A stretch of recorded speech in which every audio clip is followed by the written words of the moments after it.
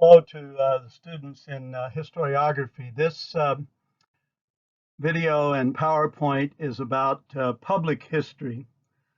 Public history is a very diverse field, almost to the point of being undefinable.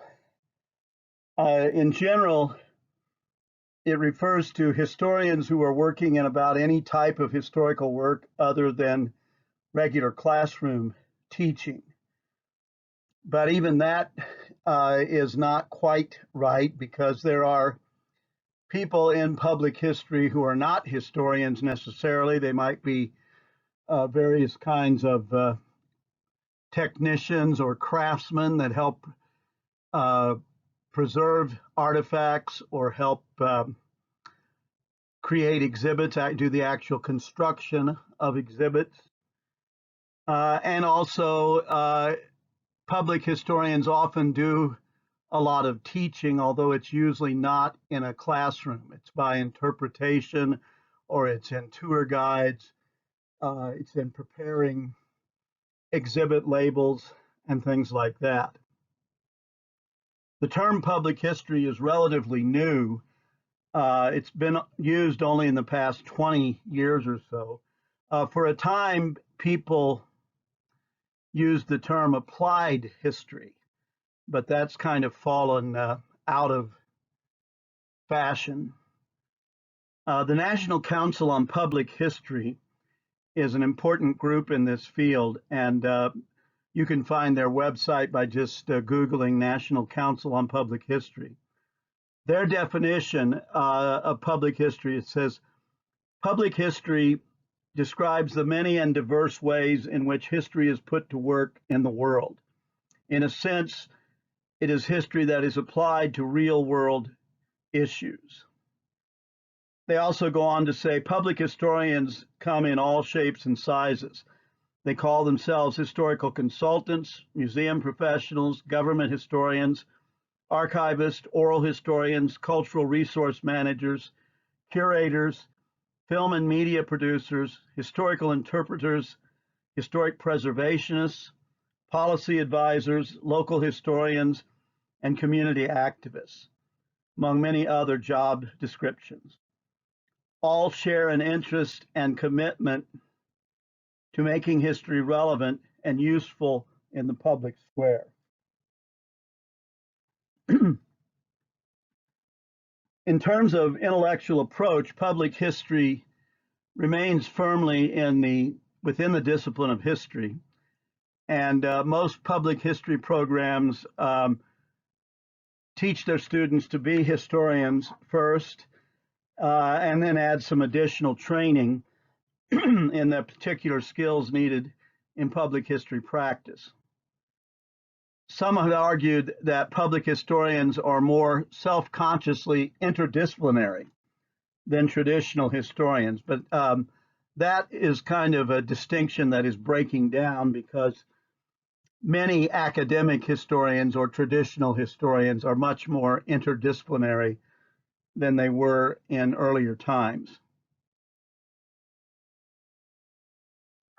So in defining public history in simple terms, it is taking history education to the public outside of the formal academic setting. They may be in a variety of positions. In the federal government, we often think of historians in the National Park Service, interpreting at various sites and things like that.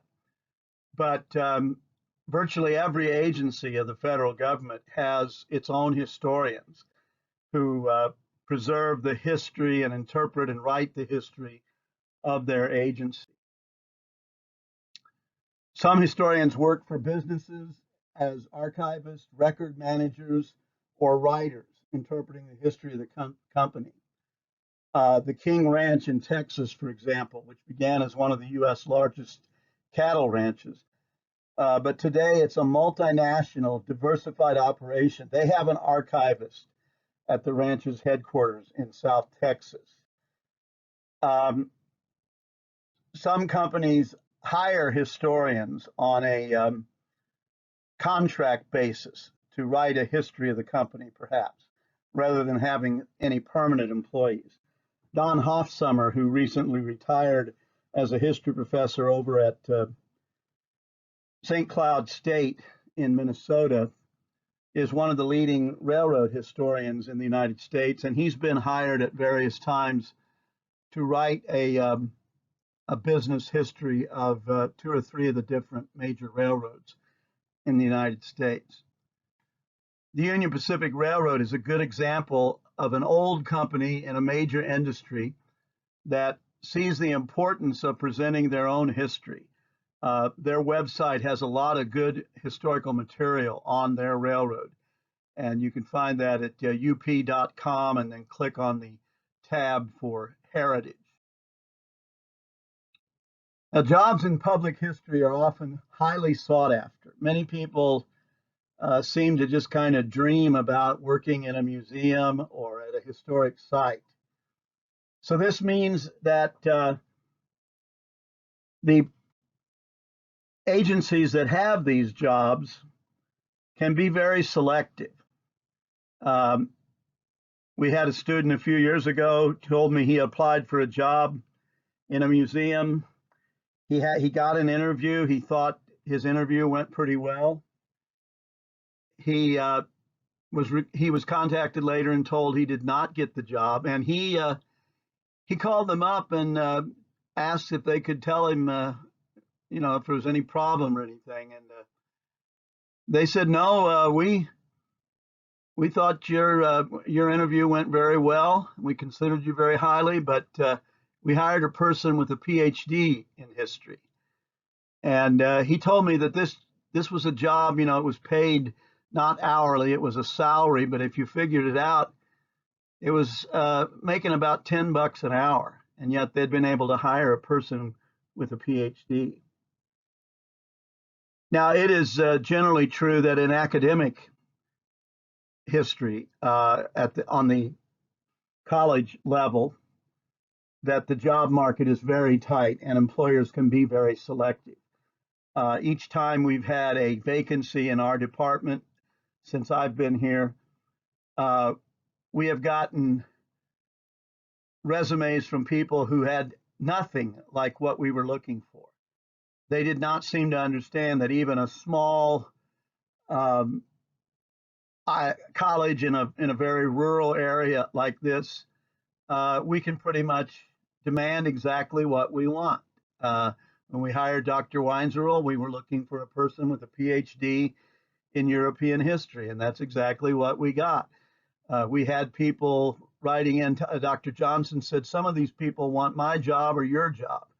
In other words, they were political scientists or they were American historians, but they were trying to sell us the idea that they could teach European history. Well, yeah, you could, but we can get a specialist even at the relatively low salaries we make. Now, unfortunately, there's a lot of politics in probably about everything anymore in our life. But if you work in a historical agency operated by the federal government or a state or local government, there are always political factors that must be kept in mind. The readings in Horton and Horton's book on slavery and public history have given you some examples of this. Another good example of this is the Steamtown National Historic Site in Scranton, Pennsylvania, which is operated by the National Park Service. Steamtown was a museum with a large collection of steam engines, some of which were operable, and it was located in Bellows Falls, Vermont, and they ran tourist trains with their operable steam engines. It had been created by an individual rail fan or train nut back in the 1950s, I believe. It could possibly go back a little earlier. But when that family decided to get out of that business, there was a congressman down in Scranton, Pennsylvania, that decided an abandoned railroad yard there in his district would be a good home for this collection. And he pushed through legislation to create the Steamtown National Historic Site. The only problem was the National Park Service had no interest in taking this over. It's a large industrial setting, and the National Park Service had no interest in it and did not have any personnel that had relative experience.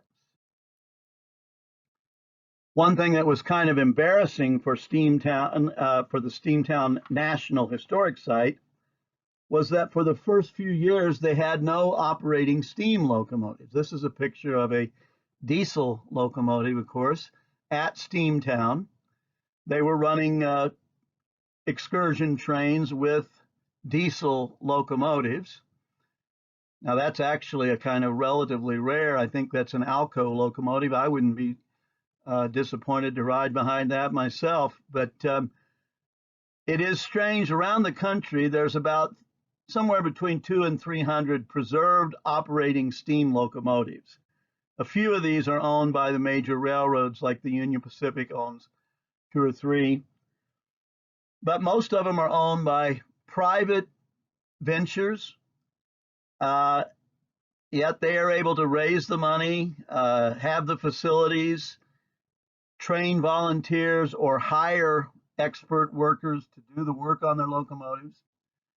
But the federal government took several years to get a running steam loco at Steamtown.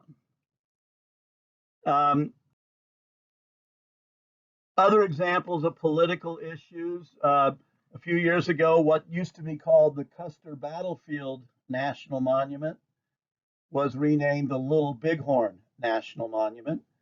American Indian scholars pointed out, we usually don't name things after the man who lost the battle. So they changed it from Custer Battlefield to the Little Bighorn National Monument. And again, you have read some in the Horton and Horton book about the continuing debates over the interpretation of the Civil War at National Park Service military parks like Gettysburg or Antietam or Vicksburg. Those are all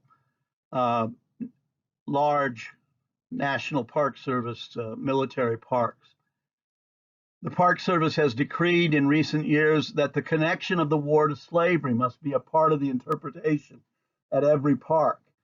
But some Southern sympathizers who still try to maintain that the war was about states' rights and not about slavery have protested this very vigorously. Something I haven't seen much about, but I'm very certain it is going on, is that on the state level, at a lot of sites that dealt with Indian history, that there is probably some political pressure to change the signage and the interpretations and things like that.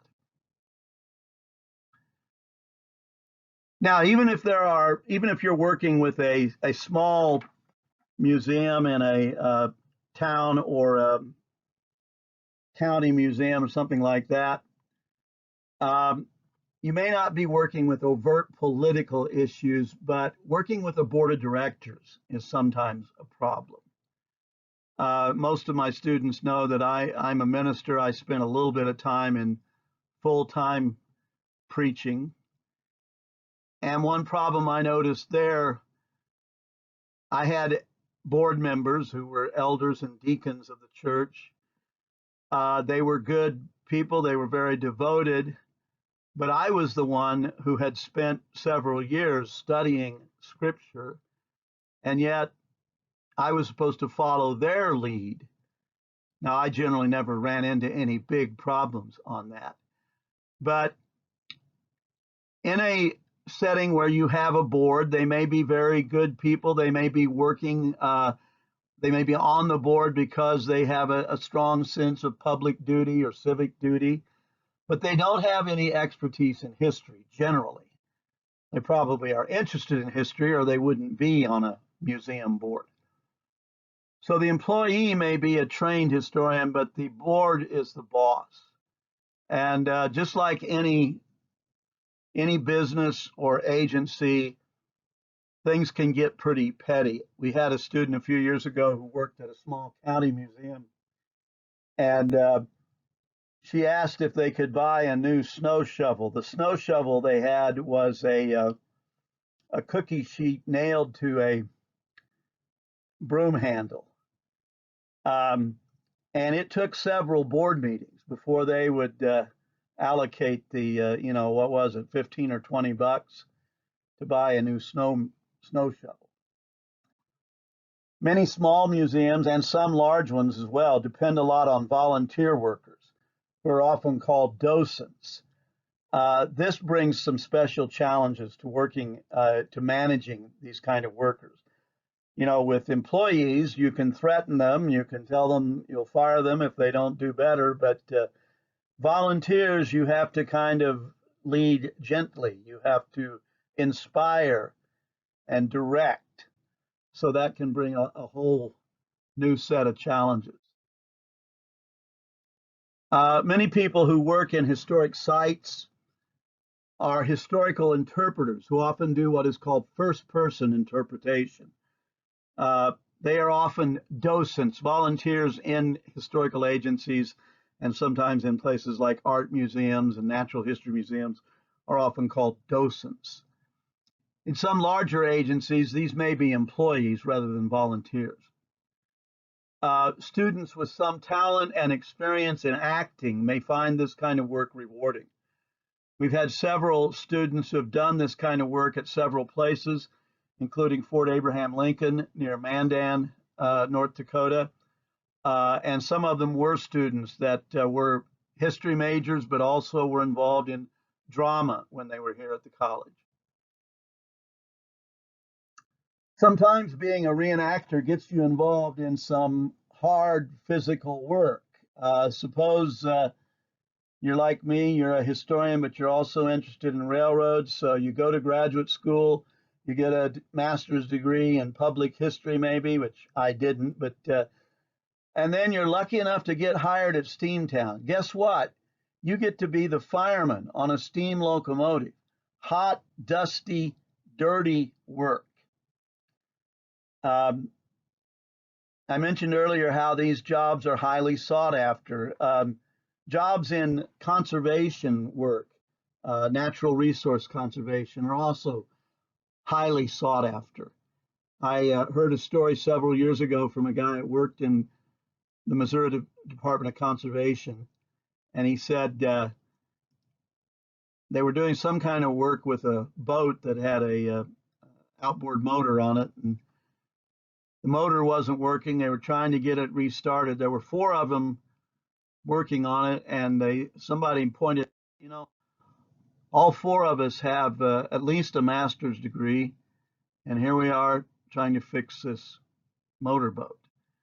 Well, of course, that was their problem. If they had somebody that had a degree in a 2-year program in small engine repair from North Dakota State College of Science down at Wahpeton, he'd have had that motor running in 30 minutes.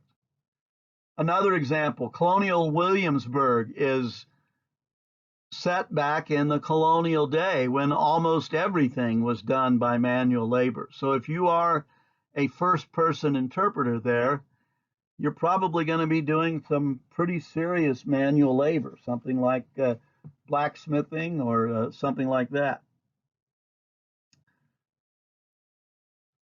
In some large museums, exhibits are built by technicians who are primarily craftsmen rather than historians.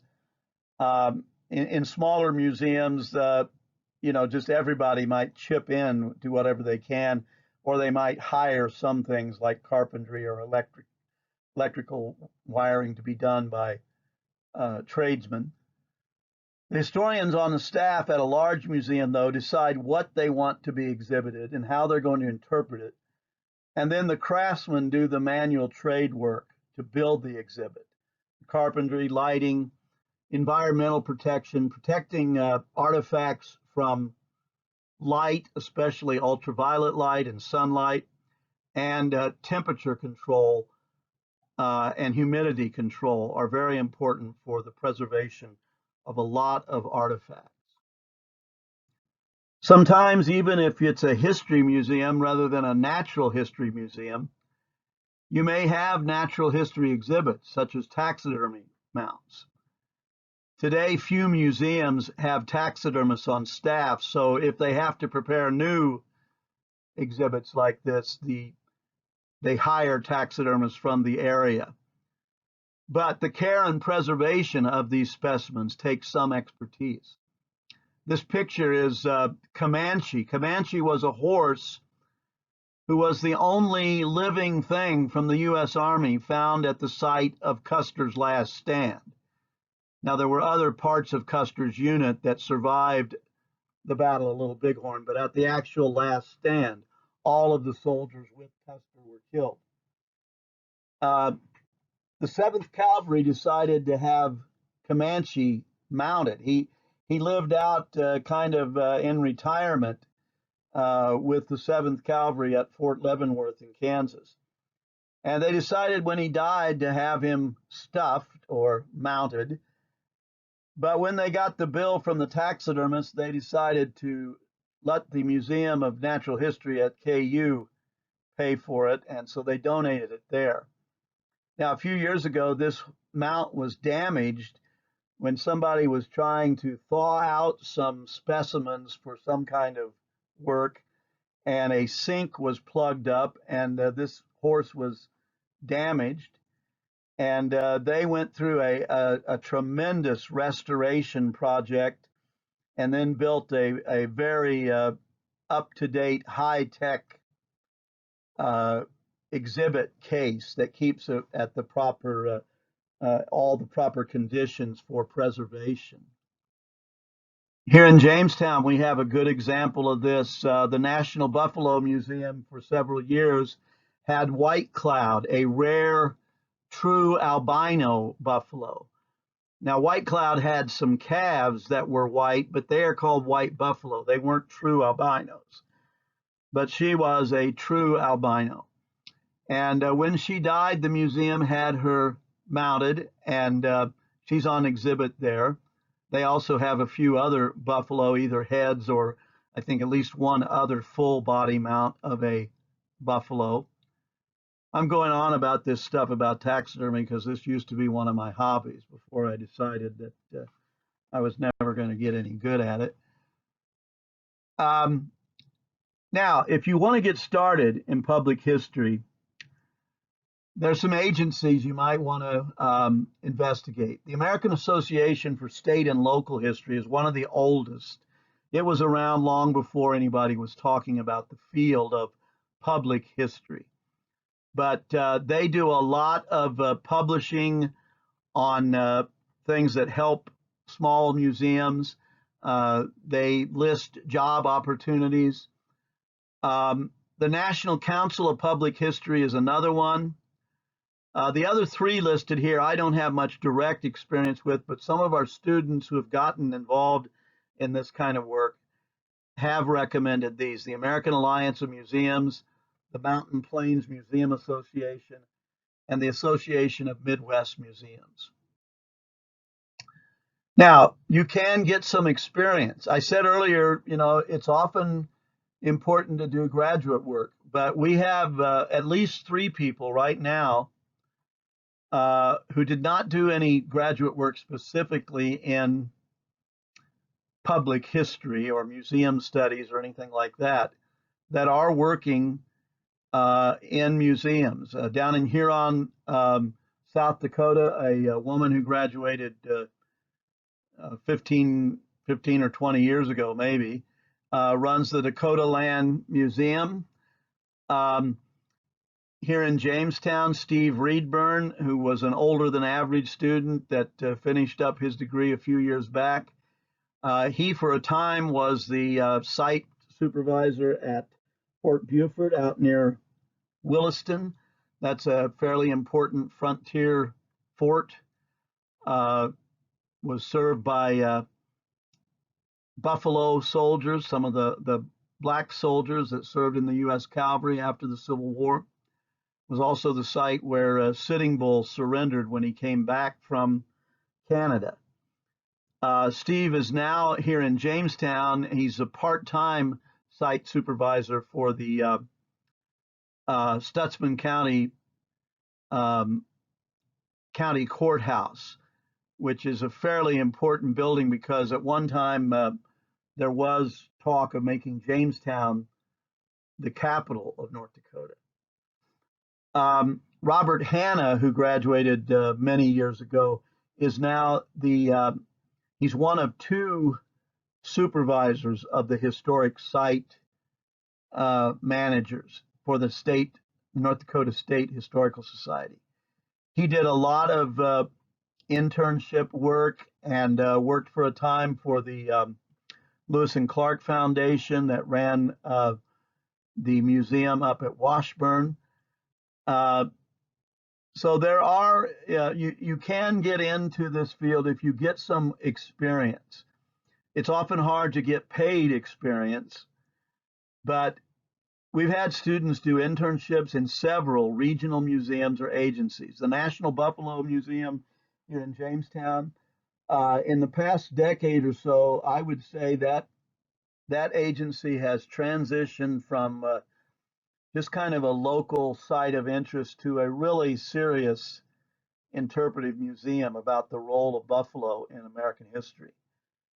The Barnes County Historical Society over in Valley City has a full-time director, and several of our students over time have done internships with him.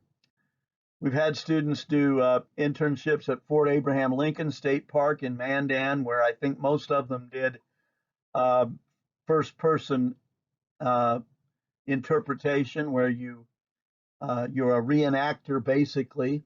You try to speak in character. You might step out of character occasionally to ask a question, but generally you talk as if you were the person living in that time period.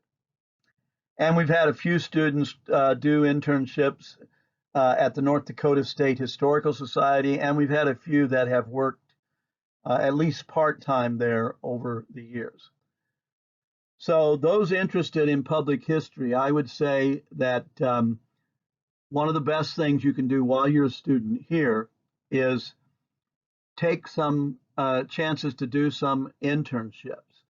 You can do an internship either through the Experiential Education Office that Heidi Larson runs, or you can do it as a history course, which at this time I would be the one that would supervise it. But there is a number in our catalog for a internship in history, so it could be part of your degree program. Public history is a fascinating field, and as I said, many people want to be in it. And it is such a diverse field, as I said, that it's almost difficult to say exactly what it is. But it is a very interesting field. The pay may not be all that great unless you can get into a state or federal position. Another thing to think about is continue to think about possible graduate school programs and look at these agencies that I've mentioned. Well, that's all for this, and for this summer class, this is the last of these videos I'll be doing. So good night and good luck.